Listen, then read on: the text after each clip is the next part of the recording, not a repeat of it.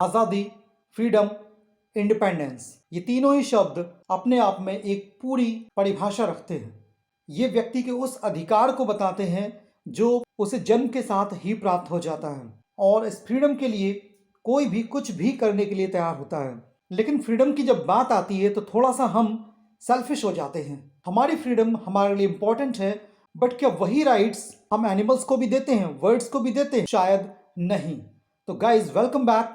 आज की हमारी पोएम फ्रीडम को लेकर है and the poem's name is a tiger in the zoo and its poet is George Leslie Norris. इनको हम शॉर्ट में लेस्ली नॉरिस कहते हैं। ये यूनाइटेड किंगडम से हैं और एक बहुत ही ब्यूटीफुल पोएम उन्होंने कंपोज की है। इस पोएम में मैं आपको लाइन बाय लाइन एक्सप्लेनेशन दूंगा, इंग्लिश में भी हिंदी में भी। इसकी पोएटिक डिवाइसेस के बारे में बताऊंगा, पूरी पोएम में आने वाले हार्ड वर्ड्स के बारे में भी प्रॉपरली बताऊंगा। पहले थोड़ा सा इंट्रोड्यूस कर देता हूँ इस पोएम को। पोएम में एक कंट्रास्ट दिखाया गया। कंट्रास्ट का मतलब एक ऑपोजिट सिनेरियो दिखाया गया, जिसमें एक टाइगर जू में है तो दूसरा टाइगर अपने नेचुरल हैबिटेट यानी कि जंगल में है। ऑब्वियस सी बात है कि जो नेचुरल हैबिटेट में टाइगर है वो काफ़ी हैप्पी है, जॉयफुल है, लेकिन जो केज में यानी कि जो जू में जो टाइगर है वो काफ़ी गुस्से में है और सैड है। तो ये पोएम टोटली आप कह सकते हैं फ्रीडम के इंपॉर्टेंस को ही दिखाती है। चलिए तो शुरू करते हैं poem. Let's read the first stanza of the poem. He stalks in his vivid stripes the few steps of his cage on pads of velvet quiet in his quiet rage. Poem के first word में ही आपको एक literary device दिखेगी। ही यहाँ पर tiger के लिए यूज हुआ है, जबकि हम जानते हैं कि किसी भी एनिमल के लिए हम लोग इट का यूज करते हैं, तो यहाँ पर डेफिनेटली ये पर्सोनिफिकेशन का यूज किया गया है। He stalks in his vivid stripes. Stalk का मतलब होता है स्लोली चलना, तो मतलब वो अपनी विविड, विविड का मतलब है ब्राइट, स्ट्राइप्स जो मतलब उसके बॉडी पर धारियां होती हैं, तो वो अपनी चमकीली धारियों के साथ धीरे धीरे चलता है। कौन चलता है? टाइगर चलता है। The few steps of his cage, मतलब अपने पिंजड़े में कुछ ही कदम चल पाता है। ऑब्वियसली जो पिंजरा होता है जू में वो बहुत बड़ा नहीं होता, इसलिए उसके कुछ ही कदम उसमें आ पाते हैं।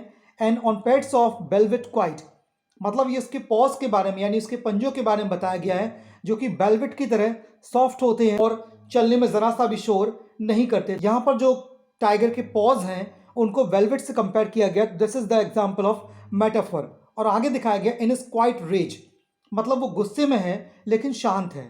अब शांति भी है, गुस्सा भी है, दो कंट्रास्टिक चीजें एक साथ देखिए तो this is the example of oxymoron. Okay, एक बार फिर से इसको समराइज करते हैं कि टाइगर अपनी चमकीली स्ट्राइप्स के साथ अपने पिंजड़े में स्लोली चलता है और कुछ कदमों को पूरा करता है। उसके जो पैड्स हैं वो चलने में बिल्कुल भी शोर नहीं करते हैं और उसका जो गुस्सा है वो अभी फिलहाल शांत है। Okay, let's move to the second stanza. He should be lurking in shadow sliding through long grass near the water hole where plump deer pass. यहाँ पर जो टाइगर दिखाया गया वो है अपने नेचुरल हैबिटेट यानी कि जंगल में।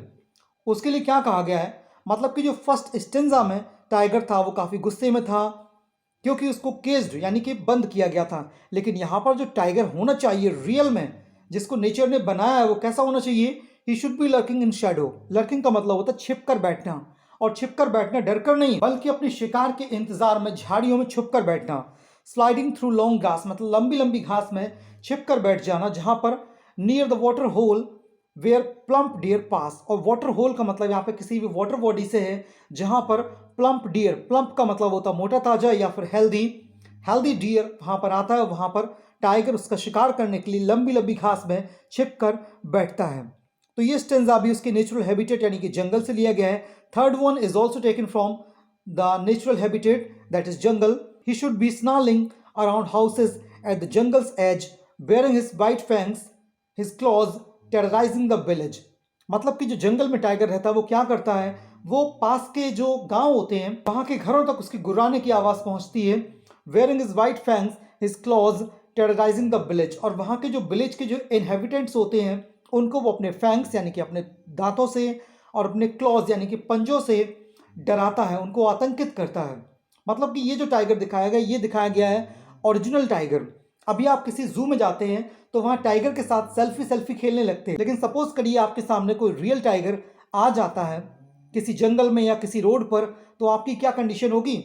तो टाइगर का सच में वही काम होता है कि वो अपने पंजों से, अपने दांतों से विलेजर्स को या फिर नॉर्मल जो इनहेबिटेंट्स होते हैं उनको डराता है। अगले स्टेंजा में हम फिर से उसी जू में आ गए, but he is locked in a concrete cell, his strength behind bars, stalking the length of cage, ignoring visitors. मतलब कि उसकी जो पावर है वो बार्स के पीछे, मतलब जो लोहे के सरिये लगे होते हैं उसके पीछे कंक्रीट की बनी हुई एक सेल में उसकी पावर को लॉक कर दिया गया, उसको लॉक कर दिया गया है।